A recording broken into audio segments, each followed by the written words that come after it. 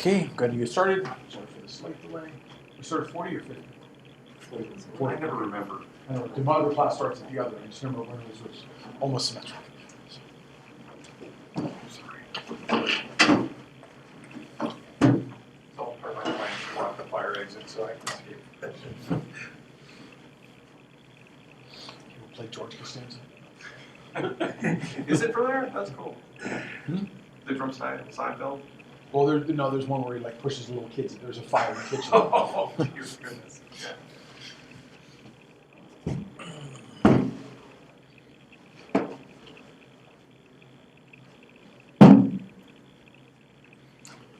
Okay, so I will go ahead and get started. For those remote, hopefully today we'll have audio the entire time. I think you saw in the message, right? I only had audio for the first 2 attempts last time, and I lost it on the third and didn't notice it. So I will hopefully today. Actually, I know I have audio on different laptops. So today I'm going to start off talking about the other reason you're all doing a survey paper, which I forgot to mention earlier, but I will now come back to that, which is the oral comprehensive exams and thesis proposal. This is not, for those on the internet, general stuff for good computer science research. This is very particular to the PhD programs here at UCCS. But you're all in our PhD program, or might be, so let's go through that. Come on.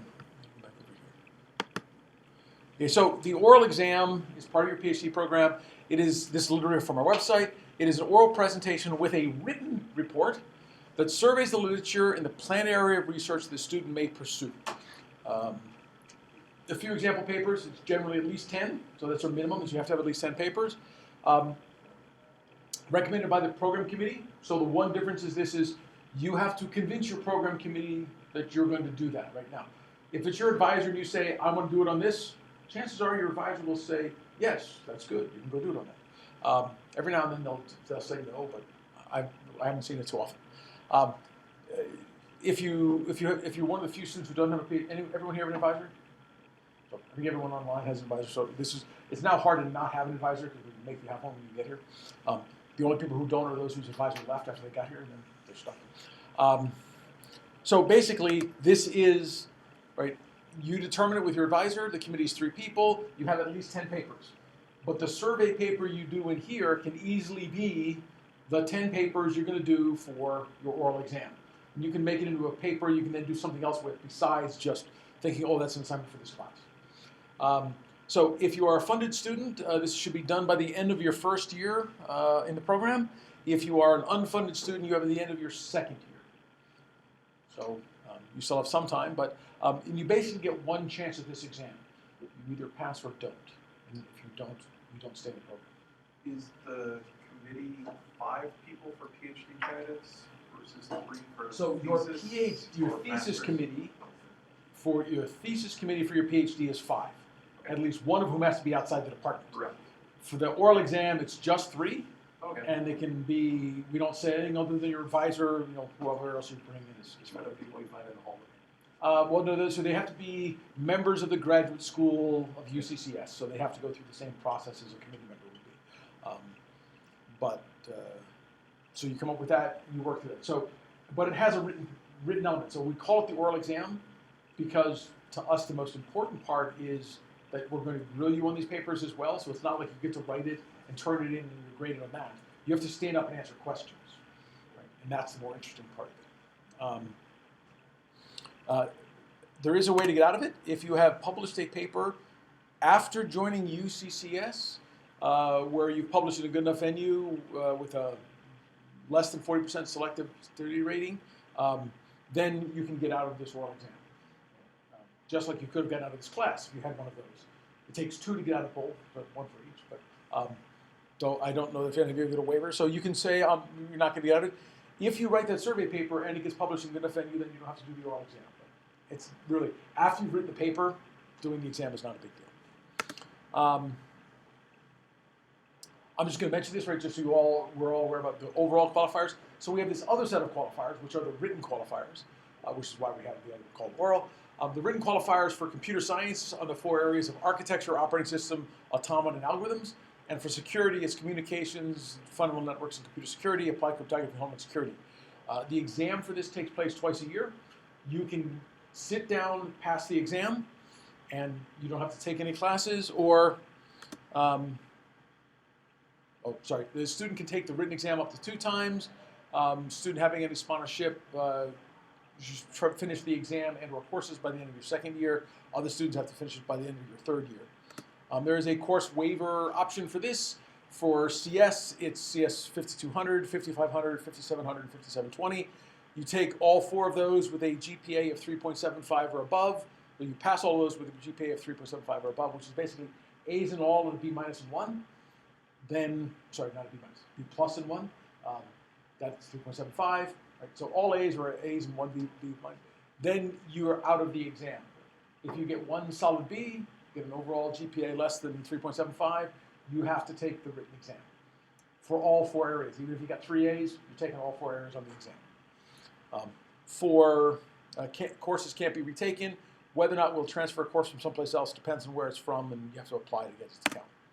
For security, it's similar. There's just CS5220, 5910, 5920, and 5950, right? So 3 different courses to go in that. Same GPA requirement, same thing. You only get 1 shot. Is it like a weighted scale? Weighted scale.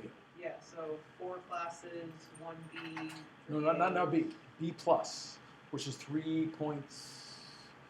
What's a B plus? So an A is 4. I thought it was a B and 3 A's. Yeah, that was a B and 3 B and 3 A's. A's were. 3.75.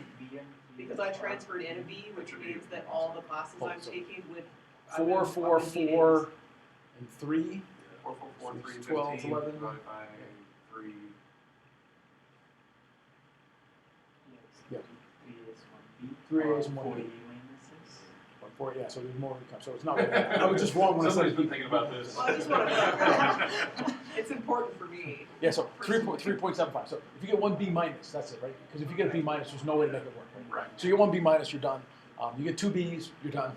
Right? So then you're taking the written exam. Everybody except 1 has passed it. I heard only 1 person in history has passed it. The written exam? Yeah. No, we've got like 8 people have passed the written exam. I'm sure that. 8 people. Very few people take it. Most people go for the course option. Right. In fact, as far as I know, only 1 person has not passed the written exam when they sit down and take it on 2 or 3 tries. Depends on what happens. We say only 2. We've actually given 1 person a 3rd chance at 1 section. But it's a question, this discussion between you and your advisor. I actually strongly encourage my students to sit down and take the exam because it's much less work than 4 courses. But that's, most of my students don't listen to me either, so. Okay, so the next thing in our PhD program is the thesis proposal comprehensive exam. So this is basically your thesis proposal. Here's the area I'm going to do my research in. You have to show that you have a significant grasp of the fundamentals of your research area to be able to be successful, convince the ability to conduct innovative research, and the ability to exchange ideas with the committee and members of the advisory committee. Faculty in our department, faculty in most departments really come in 2 different categories with a pretty good spectrum in between. There are some people that like to see very early thesis proposals. You have a rough idea and maybe 1 result and you're going down this path and they want you to get out and get those ideas validated with a bunch of other people. And then there are people that like to wait until you actually have results, and they're much later, and you've already gotten a paper or 2 published, and now you're ready to go for your thesis proposal. Schools all over the place have that wide range of spectrum of faculty because it depends on where they're at, right, and how they feel about their research, and they approach it their own way, right, depending where they came from. So your advisor may be anywhere from this definition allows it to be very early. Right? My students, I want them to have 2 or 3 published papers before they do the thesis proposal. Because I want them to go through the process and really understand what's going on, and then we're putting together the story. So the expected timeline, and this is the other reason people will sometimes do it with less results, is you're expected to be done by the end of your 3rd year. The maximum time for your PhD in the UCCS program is 6 years. After that, you have to get exceptions from the graduate school, and actually it can go up to 9, but they start making your courses disappear. So you have to keep up to date. And in a field that turns over fast enough, 6 years is actually, some of the stuff is a little bit out of date. We'll see what it is. Other thing to know, PhD students can't enroll in more than 24 hours of dissertation prior to passing the comprehensive exam.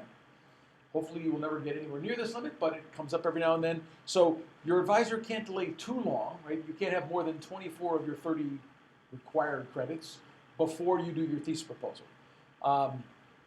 And there's a whole bunch of other stuff that's all, again, straight on the website. The grad school has a secondary rule, which is you must complete 15 credits after you finish your dissertation. This has actually been a little bit more problematic in the last couple of years because students think, well, I can get up to 24, right, and then do my thesis proposal. You can, but if you do 24 and 15, you're doing more than 30. Right? But we got the rule changed to allow the 24 because students sometimes start down a path, doesn't work, and now you have to restart down a new path, and it takes more time, but you've already gathered some dissertation credits. And especially if you're an international student who has to maintain full-time status, what are you going to do? So you can take more than 30 dissertation credits. The minimum is 30. Maximum is, whatever it is, 39, 49, right? 24 and 15, right? I don't think that's anymore. There's not summation involved. Yes. So your dissertation is, you got to get at least 4 out of 5. You really don't want to be in the association where anyone votes no. It's never good. In fact, I've rarely seen 4 out of 5. I've seen no's, which become the majority, and 5s. Right? There are very few 4 out of 5 passes. Although it's happened. So what's in your proposal? So your proposal is the thesis proposal document is like a little bit like a paper. So you'll have a title, abstract, introduction, background research, right? An overall research theme. This is sort of like an overall introduction to the area you're working in, and then what I would call research questions 1, 2, and 3. Some other faculty members will call them contributions 1, 2, and 3, right? To me, when you write the proposal, some might be contributions because you already done them, and others are questions because you haven't done them. Right? But they're all questions and possible answers. For each research question, and there's 2 structures, you can put all the background research in the background, and if you do one problem and 2 or 3 elements, that way it makes sense. Otherwise, for each research question, you might have different related work, the implications, the preliminary work, and the plan of research, the possible methodologies, plan for results validation, and anticipated timeline. So if you have results from a paper, this makes it a little bit easier because basically each chapter can be almost self-contained, where you have your own research and significance of this paper, then the next paper, and you put them together. But you don't have to do it that way. You can do a more integrated research. We try and make the balance. One thing that does show up in the proposal that wouldn't necessarily show up in a paper, but if you're doing a real proposal and you have not done the work, then you have to talk about what am I going to do and how am I going to evaluate it, even if I don't know how it works or what it's done. So when we talk about you doing a research paper in this class, that's actually what we're going to ask you to do, something like a chapter that would be one of your research questions where you say, well, here's the background research, here's the idea, here's how I think it might work, but I don't know for sure. Here's how I'll evaluate it, which I already know how I'm going to evaluate, right? I don't know what the answer to the evaluation is, but here is the process by which I will evaluate that work. And then a little bit about, your timeline to show a proposal. We don't have to worry about the timeline in this paper. But it's really, when I talked last week about how you write a paper, I actually said you write the paper first, then you do the research. So you can all write that paper even if you haven't done the research, because it's the plan for how I'm going to do it, how I'm going to evaluate it, what data I'm going to use, right? Then by the time you do the research, it might be very different. It may not be there. Any questions on this? Again, you're not writing a thesis proposal, but part of what I wanted to do today was sort of motivate why everyone's doing both a survey paper and a bit of a research paper. Even if you don't have results, you're doing it for your proposal.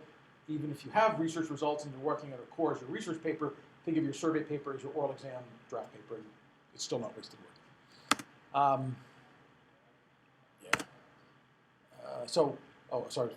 Typical process. So for your thesis, right, this is something you work out with your advisor, but you're going to start out with some general idea, do your literature review to narrow down and sharpen your problem definition, which is hopefully something you've all been doing as you've been going through this research part, is figuring out what's done, what's open, where's the gap that I can fill stuff in.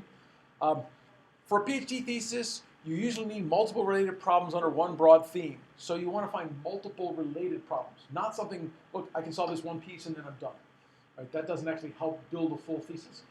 There's nothing wrong with that from a paper publishing point of view. I've had a PhD student who graduated with 12 papers, 17 papers, I don't remember what he did, but a whole bunch were just little one-off pieces that weren't connected in any way. His thesis was really 4 of his other papers. He was just trying, maybe I'll try this, maybe I'll try that, bouncing around, doing different things. He was and that's perfectly fine. But you want to find an area for your thesis. It's got pieces. But don't worry if you can't see all the pieces together. For now, you're fine. Write the problem statement, justify the potential innovations. Think about how you're going to do your design. Be either experimental design or theoretical. We will actually have lectures later in the semester on what is experimental design, what does that mean, how do you come up with some.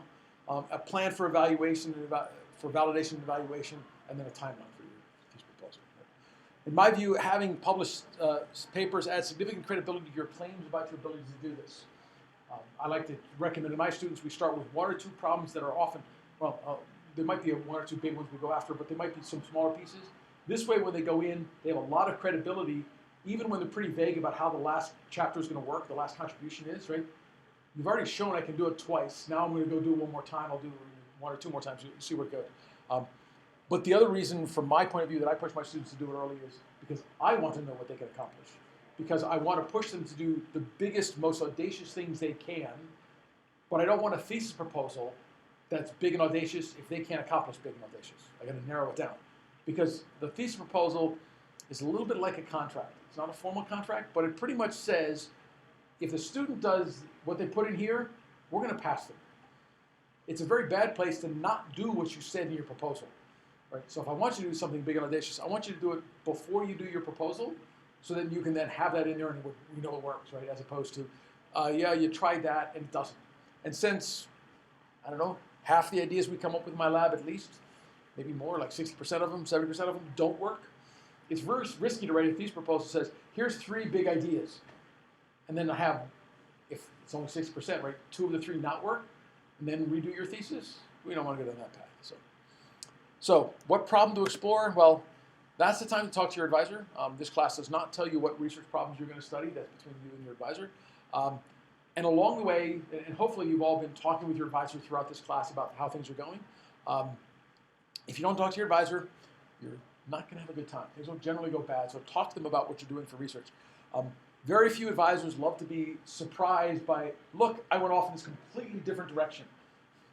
Now, if it went off in this completely different direction and have a solid result, they might still be okay with it. But they're better if you take them along for the ride. At least make them think they're part of your decision process. So timeline, right? Work with your advisor, check important dates for submitting. Lots of students get messed up because they forget how long things will take. Things like IRB can take a long time to get through your process. And obviously, if you have to go collect some data someplace, design and testing, experiments, a lot of these things add time to your process. You have to back up and figure out what they're going to be. The timeline is not always respected when you write your proposal, but it does actually help to have done one. And I like to recommend doing a Gantt chart because I like Gantt charts. They help you understand visually what the schedule is. What depends on what is an important thing. To me, it shows that the students thought about it. So my personal advice approach, which means you can completely ignore it because I am not any of your advisors, in year 1, if you can, go big. Try for a tier 1, the absolute best conferences in level of problems and papers, right? But either way, my recommendation is you should be trying to publish something this year. I would like it if half this class produces a publishable paper by the end of this class, right? That would be great. But in year 1, if you're not successful, no big deal. Year 2, you're now 2/3 of the way through a 3-year PhD program. If you're doing it in 3 years, quarter. If you're approaching halfway, right? So in year 2, you've now got a balance, right? Reassess and take the papers that didn't get into the tier 1 in year 1, revise them, resubmit them, going for tier 2 and 3, or maybe trying again for tier 1 if you were close. Maybe generate a new idea for tier 1. So I try and get my students in their first year to submit at least 1, maybe 2 papers. In their second year, it's 2 to 4 papers. And in their third year, right, year 3, you're doing your proposal and getting ready to graduate. And after that year, I'm hoping you're going to publish 1 or 2 papers, which means submitting 4 or 5 if you're getting 50% hit rates. So, and some of those are resubmitted, which gives you a chance to get them done. So, any questions on some of the programmatic issues and where you will be writing throughout your PhD career? Okay, so I'm going to now go stop my video, just because